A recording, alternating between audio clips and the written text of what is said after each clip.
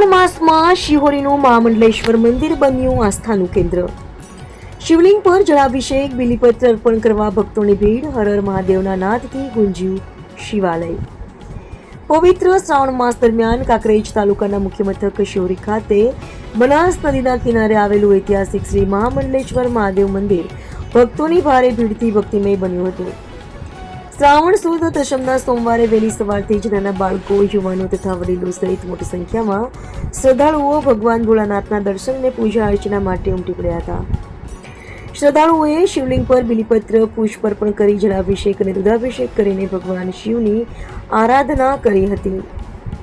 આ દરમિયાન મંદિર પરિસર હર હર મહાદેવ અને ઓમ નમઃ શિવાયના જયઘોષથી ગુંજી ઉઠ્યું હતું। સ્થાનિક લોકવાયકા મુજબ શિહોરીનું આ મહાદેવ મંદિર પાંડવોના સમયકાળ સાથે સંકળાયેલું છે અને પાંડવોએ અહીં શિવલિંગની સ્થાપના કરી હોવાનું કહેવાય છે। વર્ષોથી આ મંદિર શિહોરી ગામના ડાભી દરબારો સહિત અઢારે આલમના લોકોની આસ્થાનું મહત્વનું કેન્દ્ર રહ્યું છે। દર વર્ષે શ્રાવણ માસની અમાસના દિવસે અહીં લોકમેળો યોજાય છે, જેમાં આસપાસના વિસ્તારો ઉપરાંત દૂર દૂરથી હજારો શ્રદ્ધાળુઓ દર્શનાર્થે આવે છે। મેળા દરમિયાન ભક્તો માટે ચા, પાણી, નાસ્તા તથા ભોજન પ્રસાદની વ્યવસ્થા પણ કરવામાં આવે છે। મંદિરમાં પૂજારી લાલપુરી, જીવાપુરી ગોસ્વામી દ્વારા પૂજા અર્ચના અને આરતી કરવામાં આવે છે। શ્રાવણ માસ દરમિયાન પૌરાણિક મહામંડલેશ્વર મહાદેવના દર્શન માટે ભક્તોનો પ્રવાહ સતત જોવા મળી રહ્યો છે।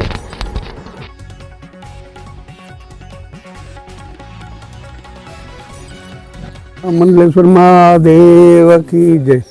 શિહોરી બનાસના નદીના કિનારે આવેલું મહામંડલેશ્વર મહાદેવ એટલે પડ્યું છે કે પાંડવો ટાઈમે અહીંયા વનવાસ ટાઈમે શિવજીને પૂજા કરીને 1008 આજુબાજુ મંદિરો હતા અને શિહોરી મહામંડલેશ્વરનું નામ પડી। આ મહંત અહીંયા રહેતા હતા દત્તપુરી મહારાજ, એના હિસાબે મહામંડલેશ્વર મહાદેવ પડ્યું અને અત્યારે બીજી સાઈડમાં નવું મંદિરનું જીર્ણોદ્ધાર કરી રહ્યા છે। ગામના અઢારે આલમો બધા સાથ સહકાર આપી અને મંદિરનું નિર્માણ થઈ રહ્યું છે અને વધતા સવારમાં શ્રાવણ મહિનાના નિમિત્તે સવારમાં લોકો અહીંયા સવારને જે 5:30 આરતી થાય છે એ ટાઈમે હજારોની સંખ્યા હોય છે।